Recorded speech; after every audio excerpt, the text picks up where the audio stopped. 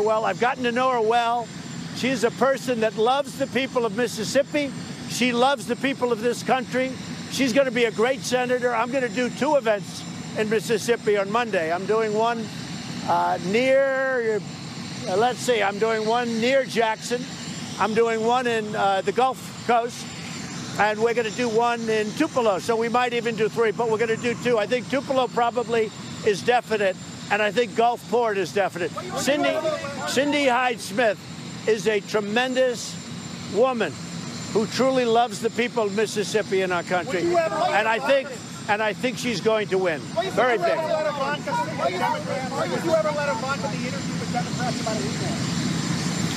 Oh, Ivanka can handle herself. Ivanka can handle herself. These are all in the historical records. There was no deletion whatsoever, unlike Hillary Clinton, who deleted 33,000 emails.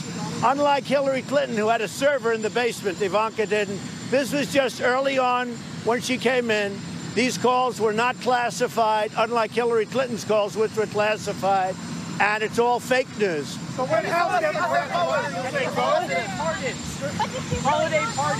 Any holiday? I love the pardons for the turkey. Are you going to pardon any people? I haven't thought of it, but it's not a bad thing. You still empower Assad. Why are you still supporting his position? No, I think what Assad has done is horrible. I mean, really horrible. So why are you still empower the president? Question about the recently released Time Magazine online poll. Who do you feel, obviously, I can assume who you think deserves to be first place. Who do you think deserves to be second place of Time's Person of the Year? It's called Person of the Year, right? Yes. It's no longer Man of the Year, right? Yes, Okay. I don't know. That's up to Time Magazine. I've been there before. I can't imagine anybody else other than Trump. Can you imagine anybody other than Trump? Huh? Have a good time, everybody. Thank you. So that was the president a short time ago before he took off for, as he calls it, the Southern White House, I think it is, his house down in Palm Beach. Now he's choppered out to the jet and he's on his way. When asked initially right off the bat about Jamal Khashoggi, the president today sided with the Saudis against his own intelligence agencies on this matter. And when asked about it, he changed the subject to Iran and said abandoning Saudi Arabia would be a terrible mistake in the context of the Iran proxies. Then he changed to, speaking of the Saudis, they're buying hundreds of billions of dollars from the United States, deals which are not done, by the way, buying hundreds of billions of dollars from the United States. Russia and China would be very happy. Oil prices are low. And then he said later in the news conference, or in that discussion by the choppers, you want to break up our relationship with Saudi Arabia, you'll be sorry. The point is that the intelligence agencies have determined that the crown prince and day-to-day runner of the kingdom, our ally, murdered a guy who has American children and who worked for the Wall Street Journal. And the question is, the Washington Post, I meant. Wall Street Journal guy sitting next to me. The question is, what are you going to do about it? And the answer from the president, at least, is nothing. John Bussey's the associate editor of the Wall Street Journal, a Fox News contributor. There's more to Wall Street Journal, Fox News Channel share common ownership at the parent company level. There's more to be said from this. Allies and people on Congress, both sides of the aisle, didn't matter. Already saying it. Yeah. The president has maintained this position. They're doing business with us. They're important to us. So morals over money. No, money over morals. Yeah, they're important to us in the region. And, who knows? He may have done it. He may not have done it. That's the language he's using. When the CIA has concluded that the Crown Prince, that this action was taken on orders from the Crown Prince. Call your boss and tell him that the operation is complete. Oh, yeah. So it puts him at odds with the CIA. He's also kind of fighting this, this other fight where he's criticized McRaven, General McRaven. He's at odds with a lot of the institutions at this point. He's going to find that in Congress, Adam Schiff and the intelligence community, there's going to be look at this issue, and there's going to be hearings on this issue. Lindsey Graham, the Republican, has already said, I don't want to do any, business with the Crown Prince. There's already criticism from Republicans about the manner in which Saudi Arabia has handled this entire thing. And the president feels that the business relationship with Saudi Arabia and the desire for the U.S. to be its strongest ally in the region and not China or Russia trumps these other issues, the murder of Khashoggi. Much more to come on this, John. Thank you. The final bell's about to ring down on Wall Street. What another bloodbath. It was. You see an end to this? Concern about the slowing global economy. It's, the U.S. economy is firing on all pistons, but the global economy is showing some weaknesses. And the Dow is off 520 or so, well off the session lows of more than 660. The news continues now on Fox News Channel, Your World with Neil Cavuto. More than 600 points, finishing down 553 points. Tech stocks remain under pressure. Apple taking another big hit. The Dow is now in the red for 2018. Welcome, everyone. I'm Charles Payne in for Neil Cavuto, and this is Your World. FBN's Susan Lee on what's got this market all riled up or riled down. Susan. Good to see you, Charles. Yeah, so markets wiping out their gains for 2018. Oil prices saw their biggest single-day loss in 3 years, and this is on the back of trade concerns, but also exacerbated by the president's statements on Saudi Arabia today. Energy stocks plunging as a result. Every single oil stock that trades on the S&P 500 down in the session. And that's also, by the way, good news for drivers that are filling up their gas tanks for the Thanksgiving holiday. The national average of the pumps, $2.61. That's more than 20 cents cheaper than they were just around 2 months ago. Meantime, as you mentioned, the tech drag continues, and we call them the FANGs in the trading world. Facebook, Apple, Amazon, Netflix, Google, parent company, Alphabet, all in bear market territory. So that's 20% down from their recent peaks. Now, these names have run up so much this year that the markets are concerned future sales and profits may not actually justify these expensive valuations. That's also the case for retailers who have had a fantastic year so far. Kohl's and Target reporting better than expected earnings this morning, but their stocks got hammered in the session today.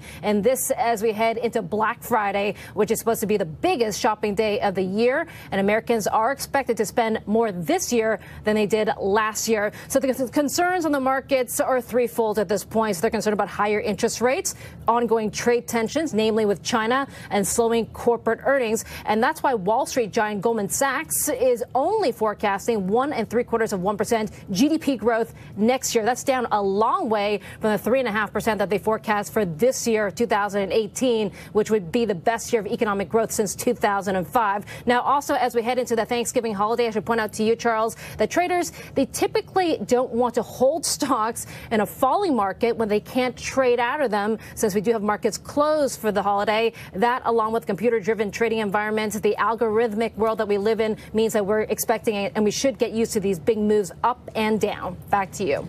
Susan Lee, thank you very much. And again, you mentioned Goldman Sachs warning of an economic slowdown, but, well, the White House just simply is not buying that. John Roberts with more on that. John. No, the White House not buying it all, whether it was the chief economic advisor, Larry Kudlow, this morning out in the driveway talking to us and saying that the economy is roaring ahead, or whether it was the president on the South Lawn just a few minutes ago. The word from the White House is that forget the gyrations up and down of the stock market. The basics of the American economy are very strong. Listen to the president here. No, I think we're doing great. I mean, as a country, we're doing great. Our unemployment is at a record low. You look at all of the different statistics. I think your tech stocks have some problems, but that'll come back. But no, I think we're going to do very well. I'd like to see the Fed with a lower interest rate. I think the rate's too high. I think we have much more of a Fed problem than we have a problem with anyone else. And President Trump has said that a number of times. He's gone so far as to say that he thinks that the Fed has gone crazy, that this latest swoon in the stock market really started when Vice President Mike Pence and Chinese President Xi Jinping had a bit of a war of words at the APEC conference last weekend in Papua New Guinea. Larry Kudlow this morning suggesting that the issues that were at the heart of that disagreement between Pence and Xi Jinping are really going to come to a head later this month in Buenos Aires at the G20. Here's Kudlow from this morning. Basic economy has reawakened, and it's going to stay there. I mean, I'm reading some of the weirdest stuff, how recession is around the corner. Nonsense. My personal view, our administration's view, recession is so far in the distance, I can't see it. So what Kudlow said about the APEC conference was that he thought that the vice president stood up for America. He has made the case before. He said that there was a lot of opposition at APEC to what China is doing, and that it's all going to come to a head at the G20 in Buenos Aires later on this month. Again, Kudlow saying the vice president standing up for America. And you heard the president in the South Lawn a little while ago saying his policies of America first remain in place. And that's why he's siding with Saudi Arabia in this Jamal Khashoggi case. Charles? Absolutely. That was in the White House press release. John, thank you very much. Appreciate it. So the big question, of course, everyone's asking, is the market about to hit bottom? Let's ask our market pros, Melissa Armo, Gary B. Smith, and Larry Schober. Larry, let me start with you. You know, these kind of markets, selling begets selling, emotions run wild, and nothing mattered. Great earnings, I don't care, stocks going down. Great guidance, I don't care, stocks going down. So we are in the throes of it right now. How do you determine when we're getting near the bottom of it? Well, I think we're almost at the bottom of it, but I think what's more important is that I can rattle off all the reasons why we're down, all the pessimism. But if you look at the price action, it's all about the Fed, who, while risk assets are falling, while global concerns run apace, they are continuing on a tightening path, and that has spooked markets. Look at the action today, Charles. Fed fund futures, if this was truly recessionary, yields would be down. They were actually up. And we'd see an outperformance in the belly of the curve. That did not occur. What happened today was Fed fund futures yields actually went up ever so slightly, and we saw a small outperformance in the long end of the curve. To me, it's all about the Fed, and we'll see a lot more of that next week with regard to FOMC minutes and Powell speaking to see if we can calm this market down. Right. I mean, you realize. Go ahead. No, I was going to say we do get a press conference from Chairman Powell. I will point out that on October 3rd, he gave a speech that I think triggered a massive sell-off, and the market hasn't recovered. Yes. But, Melissa, I do want to bring you in as well, because there are many things gnawing at this market. And, you know, you can certainly argue that it's oversold, but that doesn't mean it's going to stop going down. No, what happens is, as you said earlier, selling begets selling. So people panic. And every single professional article that I read today was telling people to sell. They're creating panic in people. People are saying, get out now or you'll regret it. And, you know, honestly, when I look at the market, we are still holding an uptrend. And there's some people out there that are saying we're in a bearish trend. That's not true. The market, technically speaking, is still holding the uptrend. And unless the Dow gaps down in the pre-market and opens under 23,000 and breaks it and falls off a cliff, we are holding the uptrend. So I have high hopes for the market to rally in the month of December. Gary B., you always give me high hopes. So lay it on us, because a couple of million people want to know what's going on. I for agree me, with Melissa, there's a couple things. A longer term chart than certainly a daily or even a weekly. And you'd have to say the market is still in a bull market. Does it feel scary? Absolutely. I own a lot of these FANG stocks, Amazon, Netflix, and you know, what is Netflix down like 35% from its highs? And yet it's still up for the year, though, isn't it? Yeah, exactly. Well, you know, you're still up for the year, so that's good. But, boy, it feels lousy, you know, from a few weeks ago. Again, it all depends on your perspective. I always try to take a step back and, you know, turn off all the news, stop reading everything and say, am I still going to use Netflix tonight? Yeah. Did I already use Amazon today to start ordering Christmas gifts? Yes. Are those companies most likely going to be around 3, 5, 10 years from now? You'd have to say yes. So you take a step back and say, one, yeah, it's painful. Right. You give in to that. But two, you say, I like what I own, so I'm bullish.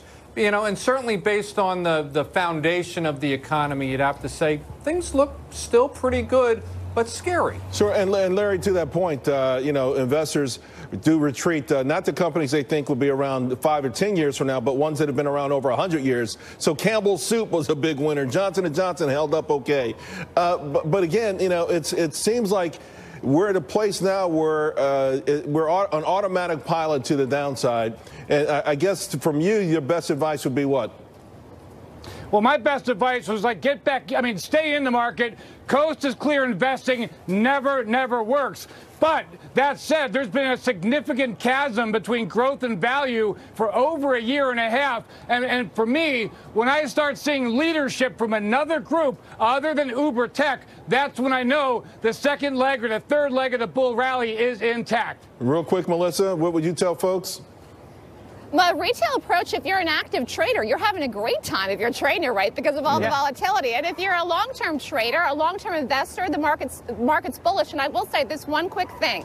If Trump can pull a rabbit out of a hat and get this deal done with China between now and January 1st, I'm telling you, the market will take off. And if people that have sold in the last... People trying to force their way through vehicle lanes at a port of entry unlawfully into the U.S. And that's what we're prepared to stop. Would the U.S. military be involved at any point with physical confrontation like that? Actually, it's a law enforcement mission. The front line is going to be CBP officers supported by Border Patrol agents. And, of course, we're reaching out to state and locals as well.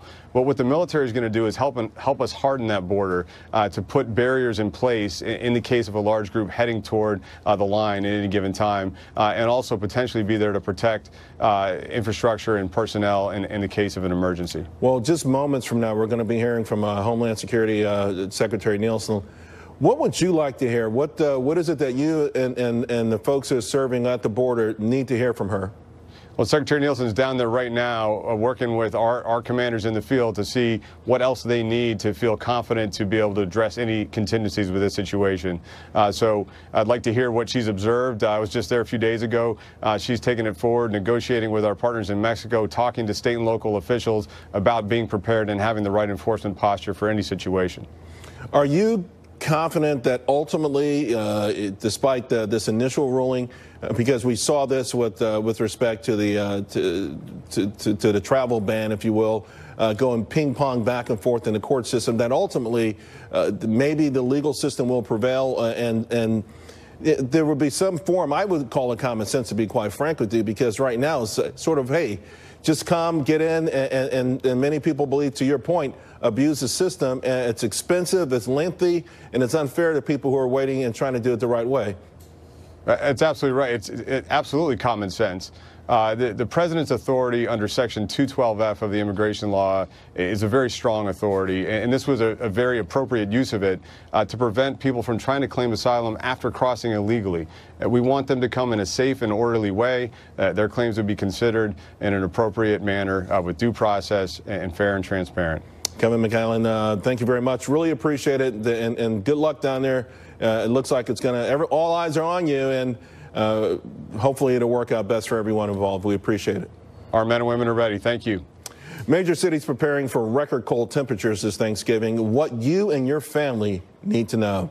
And while key Democrats are already making investigations a key priority, a new research report suggests they may want to slow. Record low temperatures expected for parts of the country on Thanksgiving.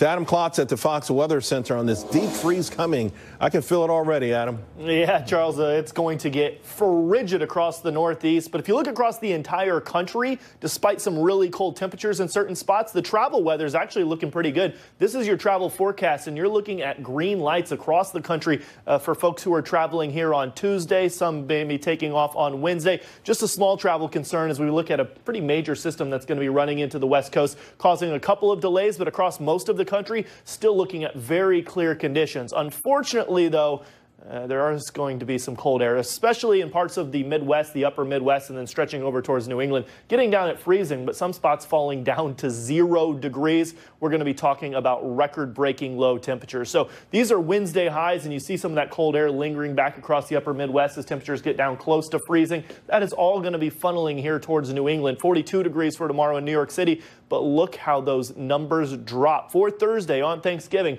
spots, these are daytime highs. 27 degrees in New York City, getting upstate, spots getting down into closer to 20 degrees with the wind chill. It will feel even colder than that. It does begin to rebound a little bit for us on Friday, but it is going to be cold, cold, cold for folks across these regions on Thursday on Thanksgiving.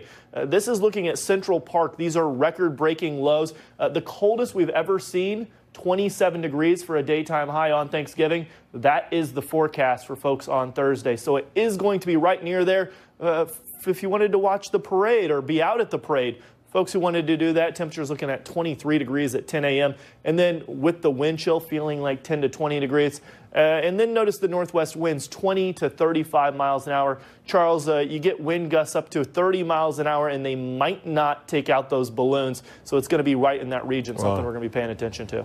All right, I used to live in Minot, North Dakota, and bring it back to good old days. Yep. All right, Adam, thanks a lot. Well, 2 days and counting, and not to the turkey, but to the shopping. Some of America's biggest retailers will be open for business on Thanksgiving. To Tracy Carrasco at Macy's in New York City, one of those retailers hoping for some holiday shopping spree and cheer. Tracy. Yes, Charles, as we heard from Adam, it is going to be a cold turkey day.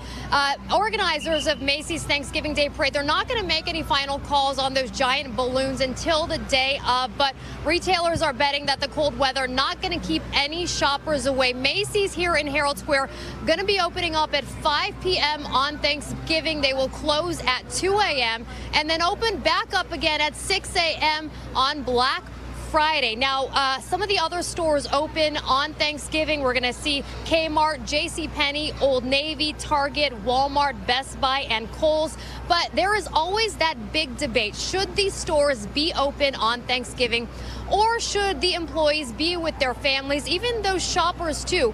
But retailers say that this is what the shoppers want. They want to eat that pumpkin pie, and then they want to come out here to the stores and get those deals because there are still some of those stores, about 70 of them we are seeing not going to open on Thanksgiving Day. They are adamant about being closed, about making sure that their employees are with their families. We spoke with some shoppers to get their thoughts. Here's what they had to say.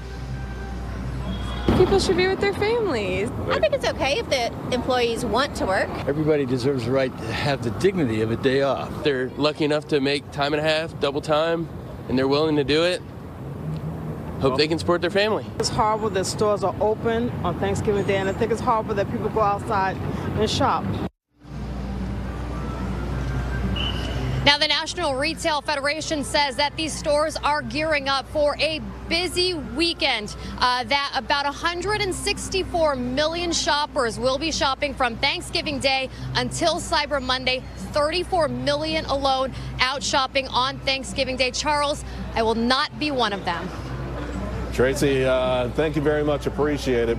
Folks, we are waiting right now to hear from the Department of Homeland Security Secretary Christian Nielsen. Sometime this hour, she's on the border at San Diego, and we should be hearing from her momentarily. Meanwhile, key Democrats already getting the ball rolling on anti-Trump investigation. The big question, though, is could the timing actually backfire? Democratic Senate Minority Leader Chuck Schumer says the Inspector General, quote, must investigate now whether acting AG Matthew Whitaker shared confidential information related to the Russia probe with the White House. Fox News Chief League Intelligence Correspondent Catherine Herridge has the latest. Catherine. Well, thanks, Charles. Today, Democrats launched a third front in their effort to challenge the legitimacy of the president's choice to temporarily lead the Justice Department. The Senate Minority Leader Chuck Schumer releasing a letter calling on the Justice Department's internal watchdog to investigate any potentially unlawful or improper contact prior to the appointment between acting Attorney General Matt Whitaker, President Trump, as well as White House Chief of Staff John Kelly. Citing media reports, Schumer writes, quote, Mr. Whitaker was seen by department officials as a partisan and a White House spy. He was also known as the West Wing's eyes and ears, and someone who was counseling the White House on how the president and his aides might successfully pressure then Attorney General Sessions and his deputy Rod Rosenstein to give in to Trump's demands. In addition to the lawsuit filed earlier this week by 3 Senate Democrats in federal court, the incoming chairman of the House Judiciary Committee, Jerry Nadler, has indicated he will also call Whitaker to testify as one of his first actions as chairman. Our very first witness after January 3rd, we will subpoena or we will summon, if necessary, subpoena Mr. Whitaker. And a short time ago on the White House lawn, the president backed Whitaker and indicated really for the first time publicly that the appointment might not be temporary after all. Charles. Thank you very much, Catherine. Well, a new report suggesting Democrats going hard and heavy on investigations. Well, they're going to have to be very careful how they handle each one. With the nation so divided, things could backfire. With more on that, we've got Democratic strategist Antoine Seawright, Trump 2020 Advisory Board member Harlan Hill, and the Daily Caller's Vince Colonnades. Vince, let me start with you on this thing. Listen, you know, the market now down, the Dow Jones Industrial Average down over 4%, since the mid midterms, and the day after it was okay, it was up. But since then, it feels like the Dems are going to war, and this notion of endless investigations rather than perhaps some legislation, one of the key things I think factoring into this market sell-off.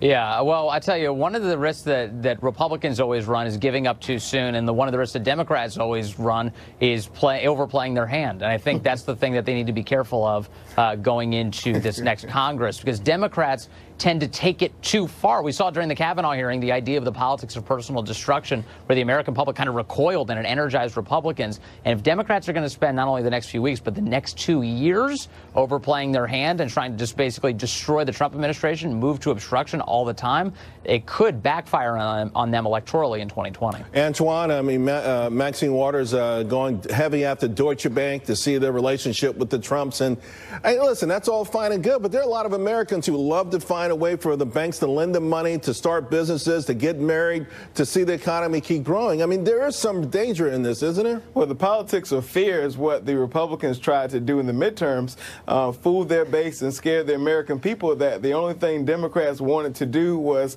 host hearings, do investigations. But I think the American people saw through the fog, and that's why we saw the midterms fall out the way they did on the congressional side. But I actually agree with my friend from the Daily Caller. I think Democrats have a responsibility to put forth a policy agenda or a policy prescription that will not only get them to the majority like they have in the House, but also maintaining the majority. So, Charles, that looks like a real effort to block and tackle, and then on going offense with the issues that will connect with voters in 2020 and beyond. Harlan? Yeah, look, Charles, I'll give you one example of this. We're 3 years into talking about the Russian collusion allegations. This started even before the president was elected.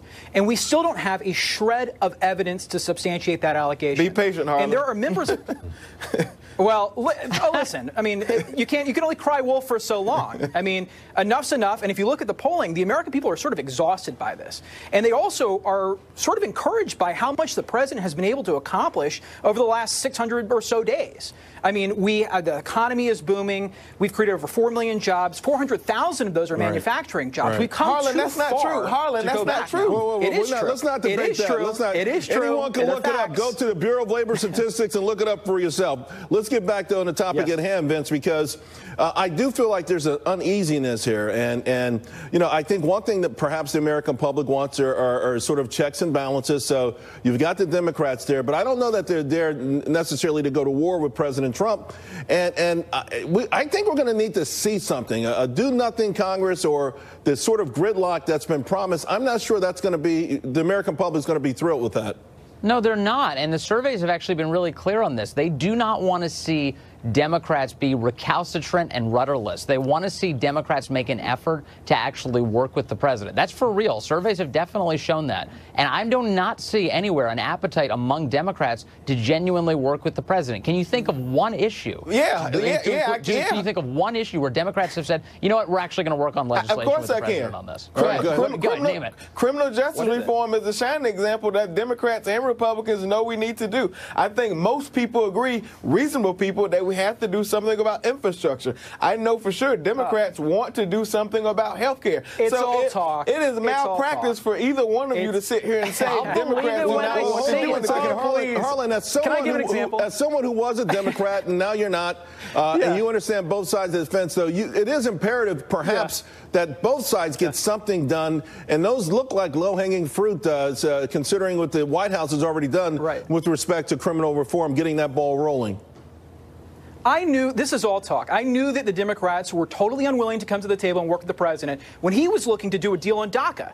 He was willing to give legal status to 1.8 million DACA recipients in exchange for the wall. And you guys said no. Harlan, that shows just how disingenuous your party is. Your party is all talk, no action. You guys want to absolutely obstruct the president every turn. Come on, you know it's true. Just admit it, man. I hope you guys have a great Thanksgiving. We'll see you all soon. Meanwhile, President Trump, he's heading to Mar-a-Lago for Thanksgiving, and he's meeting with one name on his reported short list for Attorney General. Now, who is it? Well, you know we're on it.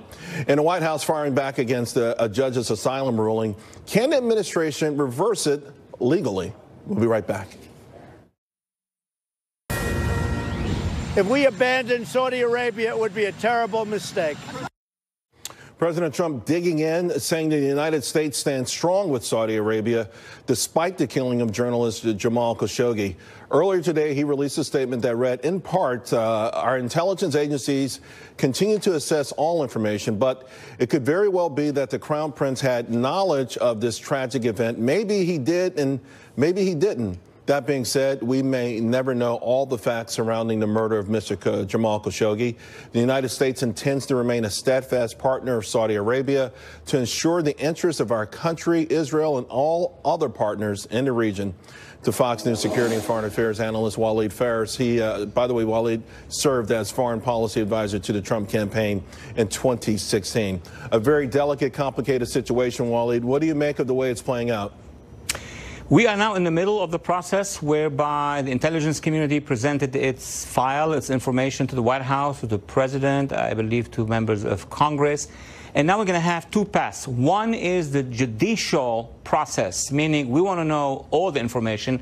And as we understood, both from the intelligence community and the president, it's still a process. We don't have a determined element in it. But on the other hand, we have a political assessment. And the political assessment is what the president has just said. This alliance, strategic alliance between the U.S. and Saudi Arabia is not just bilateral. It has to do with Iran. Our entire sanction system is based on it. And also, we have to do with fighting extremism. So the call is very, very tough for the president. Well, when the White House put out their press release today, it said America first, exclamation point, and then said the world is a very dangerous place. Rand Paul has responded in a series of tweets, and he's not happy with this. He says that the president indicating that Saudi Arabia is a lesser of two evils compared to Iran, and so the U.S. won't punish Saudi Arabia for the brutal killing and dismemberment of a dissident journalist in their consult. As he disagrees with that, he says at the very least Saudi Arabia should not be rewarded with sophisticated armament that they in turn use to bomb civilians. Rand Paul acknowledging that he has a very good relationship with President Trump, but goes on to say he thinks that this statement that was released from the White House should read Saudi Arabia first, and that he's pretty sure John Bolton wrote it. What are your thoughts? Because people on both sides of the aisle, political aisle, are upset today.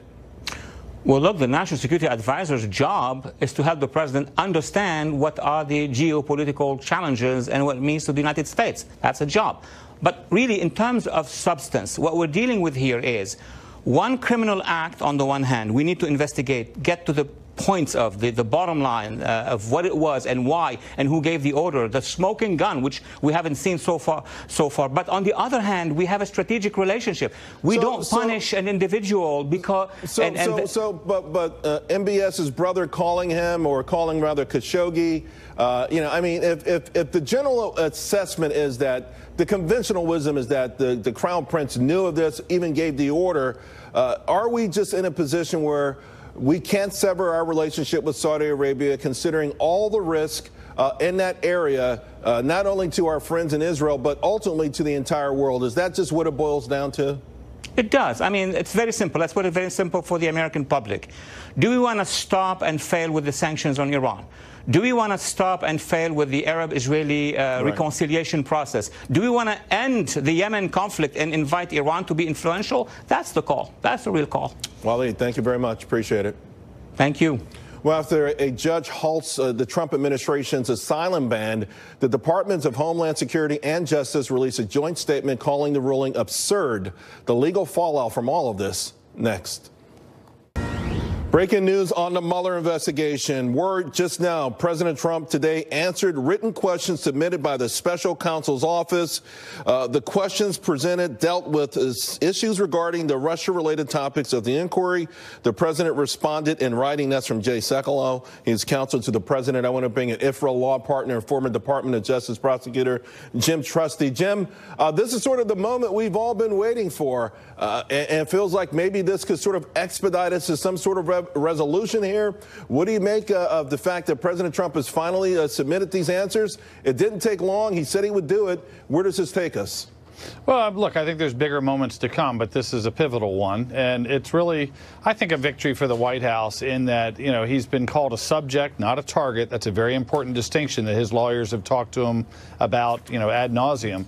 And to have a situation where you have a take-home test where the homework comes to you and you sit down and you fill it out with some level of assistance from your attorneys, that's a good moment for him. And I also think the probe probably doesn't expect that there's going to be heart-wringing confessions coming back on the paper that they get from the president. So it smells a little bit more like checking a box before we get to the conclusion of the probe.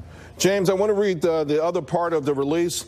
This is from Rudy Giuliani, also counsel to President Trump. Quote, "It's been our position from the outset that much of what has been asked raised serious constitutional issues and was beyond the scope of legitimate inquiry. This remains our position today.